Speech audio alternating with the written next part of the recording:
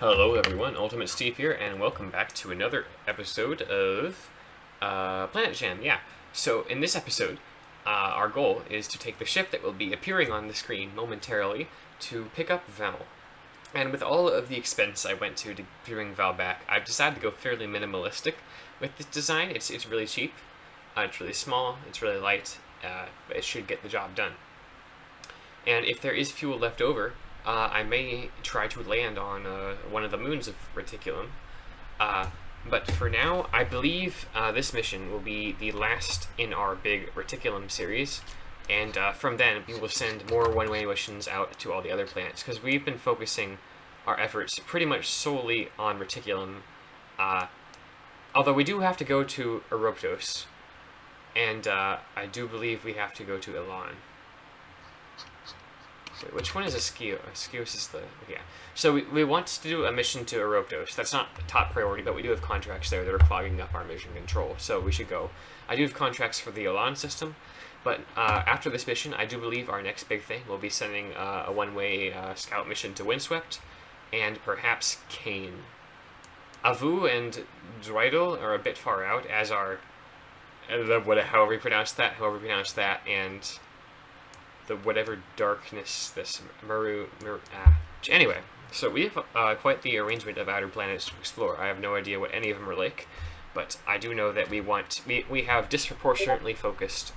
Oh, I need to mute Discord. Hold on. But we have disproportionately been focusing on Reticulum, and to a certain extent Elan. So this will be our last major mission to Reticulum for a good long while. Getting Val home so we can send her out and get stranded again. Okay, alright, and here we go. We have the Valor 3, and off we go. It's just Skipper first stage, Terrier second stage, and then a Spark third stage. And enjoy the time lapse because I'm not going to commentate over all this. Hi there, Ultimate Steve here. So I thought I was recording, but I actually wasn't. Or something happened to the recording file or whatnot.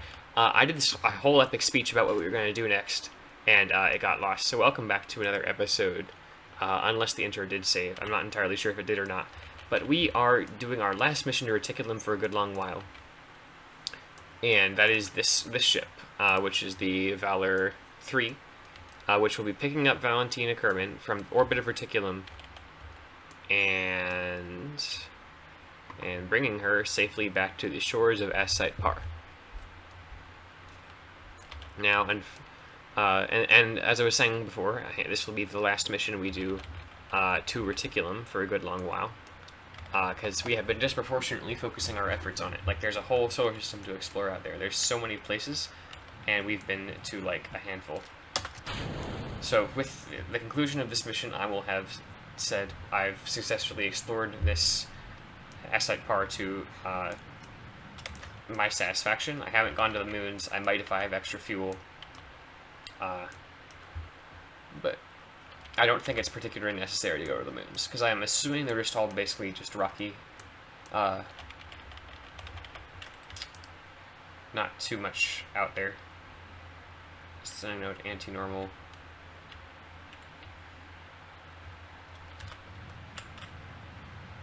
And that's going to use a bunch of fuel, because I actually learned the math on inclination changes and delta V and whatnot in astrodynamics, and they're really expensive. I mean, I already knew that, but like now I know mathematically how expensive they are. And then, once we get to Periaps, we can do a big retrograde burn, bring our apoaps down, and get on a rendezvous trajectory. You know, this is small enough. We probably could have tagged along with the actual nuclear tug and been fine, but I was too lazy. And because my laziness, I have to do more missions, but that's, you know, 600 meters is a good approach. I am satisfied with that. And hopefully I start burning early enough. I don't think I did. Wait, no, I did. I definitely... That's definitely... No, it's not. I'm going to overshoot so hard. Actually, no, I'm going to undershoot. So I'm going to stop at 300, get a bit closer.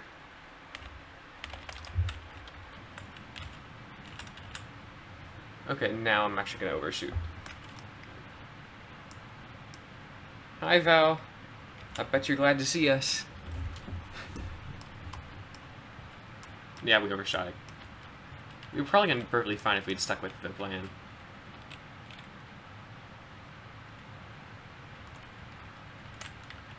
We don't really have to get any closer, actually, so we can just switch over and hope that Val doesn't die when I exit the thing. If she does, I will quick load because that's stupid.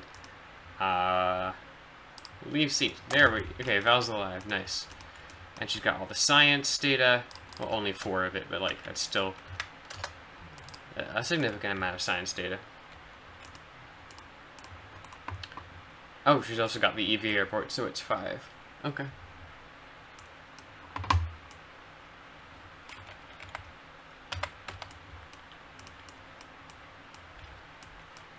And Val is going to be the first person to set foot on another planet and make it back home alive. Isn't that great? I mean, assuming she makes it back home alive, of course.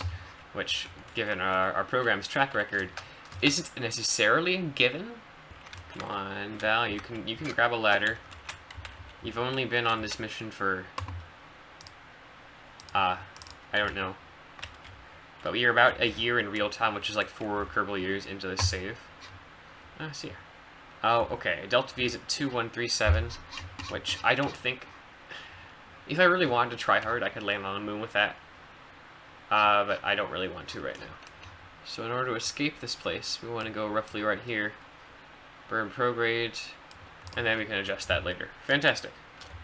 Oh, node starts. The node just started. Alright, say bye, Val, because you're never coming back. Goodbye, Reticulum. You're such a cool planet. And you weren't even that hard to get off of.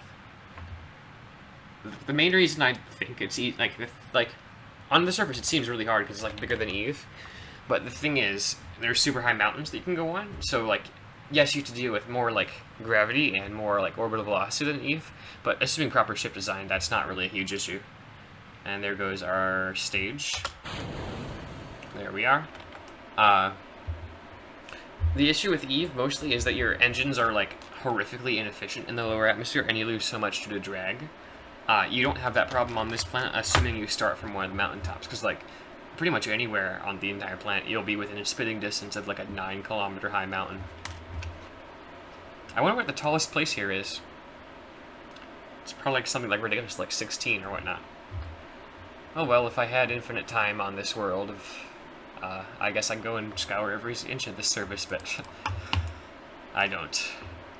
Oh yeah, I could have totally done the landing with 919 meters per second, but I don't want to cut that close. I just kind of want to be a little bit done. Well, no, I want to move on. It's not that I want. It's not. No, I like Reticulum. It's just that like there's a whole system out here, and I've been like I've been going to like one planet this whole time. So I wonder. So I wanted to check out the northern pole of this planet. I wonder if I could do that with this craft, because I think I have enough delta V to circularize and then deorbit above the North Pole. Maybe it'll be close. Where's home? Wait, Dreidel is blinking, so we can imply that either it's like has one bright side and one dark side, or that it like gets eclipsed often by like a shadow. That's cool. And a Woi. So that'd be a cool planet to go to. Oh hey, we've encountered Asite Par, and there we are. Home, sweet home. Valentina is just smiling like, look, that is this the way I can't, yeah. She's just so happy to see this place.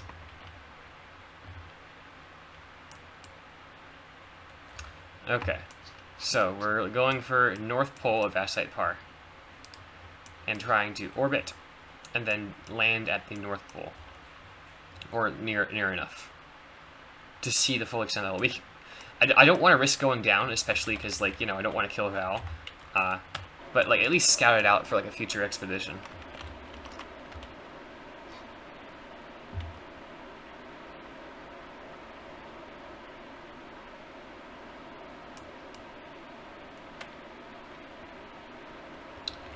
Okay, we may not actually not have enough fuel.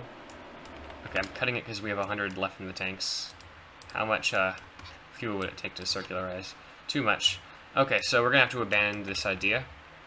Unless we're like really clever about our arrow braking, but I don't have the time to do... I don't know that math. I don't want to trial and error. I can't try and error. It's against the rules. So yeah, I'm just going to go ahead and deorbit right here. Wait, maybe we can go to the South Pole. Or at least fly, do a reconnaissance mission over the South Pole. Wait, hold on. We have a contract to just get science from around here, so let me just pick up an EVA report real quick. Review stored data, transmit, and then keep everything else. Yeah, and then we can get a contract. We've entered over the line for sending no excuse. From rendezvous, move rendezvous. Okay. Yeah, so we just got a contract that had been sitting in our queue for a while that we hadn't bothered completing yet.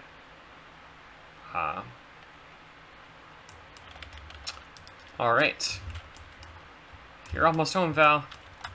Just 86 more kilometers.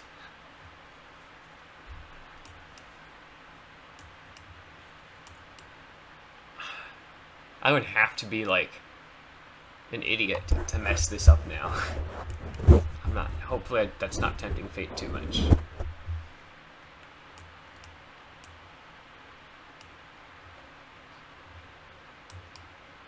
Where's my 12x physics work? There we are. We can get through this really tall atmosphere faster.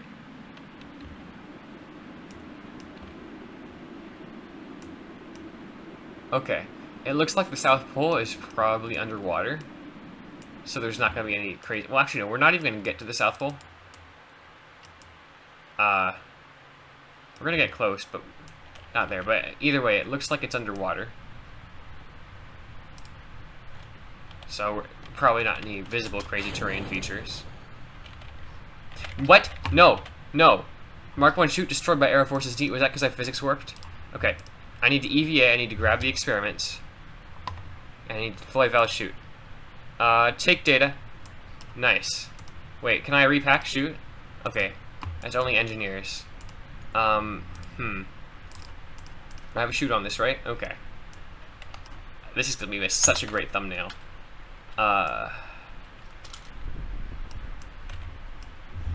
Goodbye, Valor 3. So I'm not gonna get the I'm not gonna get the world first awards for like returning from that place, because that requires you land in your ship and have the ship be intact. That's the same sort of I wonder if that's directly inspired by the technicality like that Yuri Gagarin had, because like for some reason the body that kept all the world records was like, okay, for it to count as a space flight you have to land inside your spacecraft. However, Yuri Gagarin, when he came back from orbit, ejected, and then by that well, the Soviets kept it secret for many years so they could claim the official record, but by a technicality, he technically couldn't claim the record to be the first man in space. But like everyone knows, obviously he was the first man in space. He went there. It's stupid that you have to land in your ship to count as having been there, but I wonder if that's the inspiration for this rule in the game. Okay, I really don't want to go to times 12 because I remember what happened to what was her name in Kerbal Jank program, where the time warp made the shoot go bad. Either way, what a lovely view, an eternal South Pole sunset to end our mission on. Val started this by landing in an ocean, and she's going to finish it by landing in an ocean. And she'll get a good long 30-minute rest before we send her back out to another planet. Anyway, welcome back, Val.